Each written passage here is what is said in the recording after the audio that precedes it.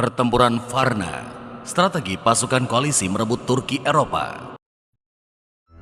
10 November 1444 Masehi, Varna menjadi arena pertempuran yang sangat menentukan bagi keberlanjutan Kekaisaran Bizantium.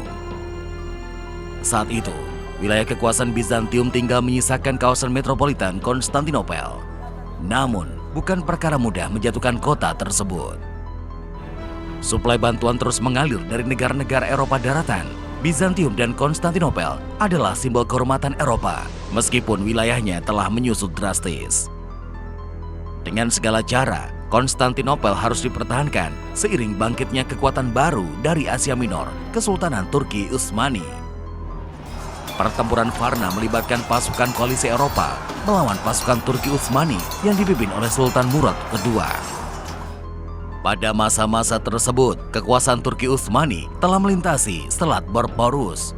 Serangkaian kegagalan menaklukkan Konstantinopel membuat Turki menggunakan strategi mengisolir kota Konstantinopel dari Eropa. Dirintis oleh para pemimpin sebelumnya, beberapa tanah Eropa telah dikuasai Turki. Sebelum berusia 100 tahun, Turki telah melebarkan kekuasaannya di sebelah utara Bosporus. Tahun 1363, jauh sebelum pertempuran Varna, Kesultanan Turki Utsmani telah mendirikan ibu kotanya di Adrianopel dan kemudian dikenal sebagai Edirne.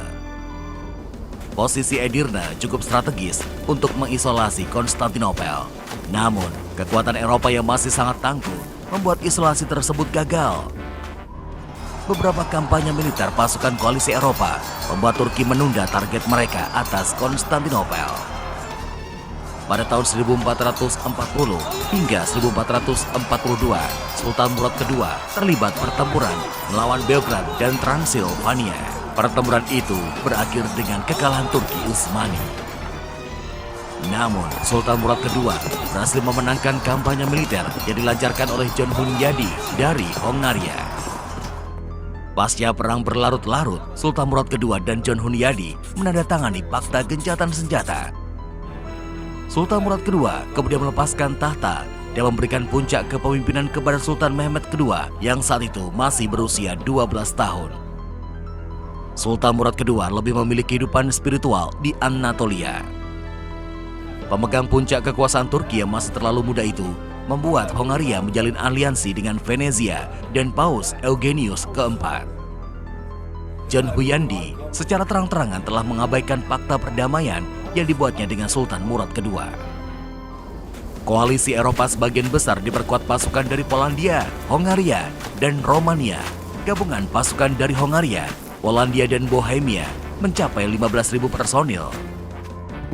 Kekuatan itu ditambah dengan 7.000 personel kavaleri Romania Wallachia yang dipimpin Mircea II.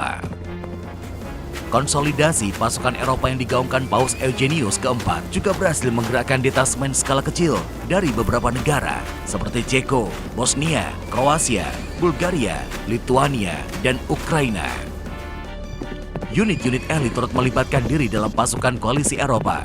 Pasukan Ksatria Teutonik yang bermarkas di Marienburg, Jerman turut bergabung. Puncak kepemimpinan seluruh kekuatan pasukan Eropa gabungan itu dipercayakan kepada John Hunyadi dan Vladislaus III, pemimpin Polandia. Total keseluruhan pasukan koalisi Eropa itu mencapai 60.000 personil. Kecuali dari Angkatan Laut Kepausan dan Venesia, seluruh pasukan telah berkonsentrasi di Varna, Bulgaria. Sementara itu, pasukan Angkatan Laut dari Kepausan dan Venesia mencoba memblokade Selat Dardanella ketika pasukan koalisi telah bergerak menuju Varna.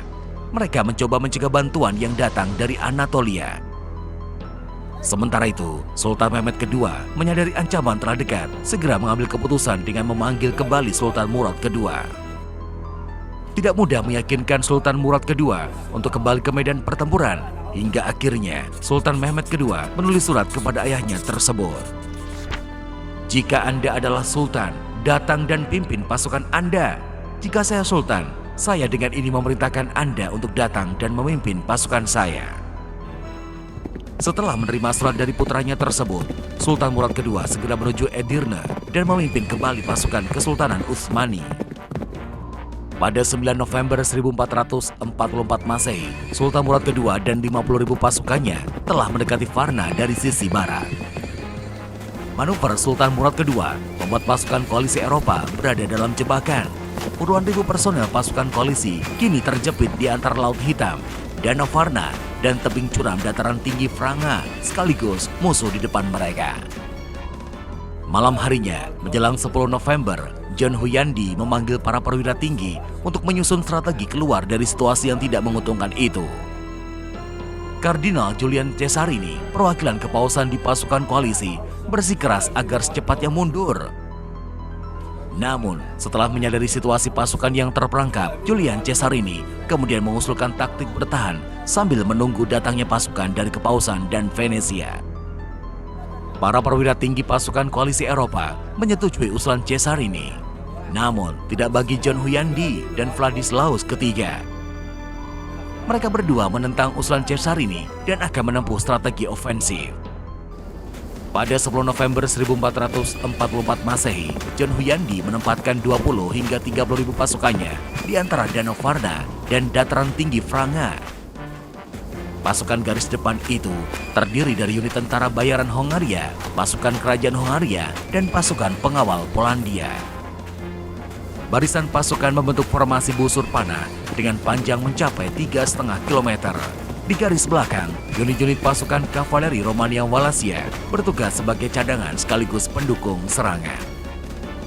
Pada sisi sayap kanan mereka, pasukan bersiap di atas kawasan perbukitan dengan kekuatan mencapai 6.500 personel. Unit-unit pasukan dipimpin Uskup Jan Dominek dari Varadin, Julian Cesarini dengan pasukan dari unit Jerman dan Bosnia, Uskup Eger memimpin unit Slavonia, dan Franco Talossi memimpin unit Kroasia. Di sisi kiri, pasukan koalisi berkekuatan sekitar 5.000 personil.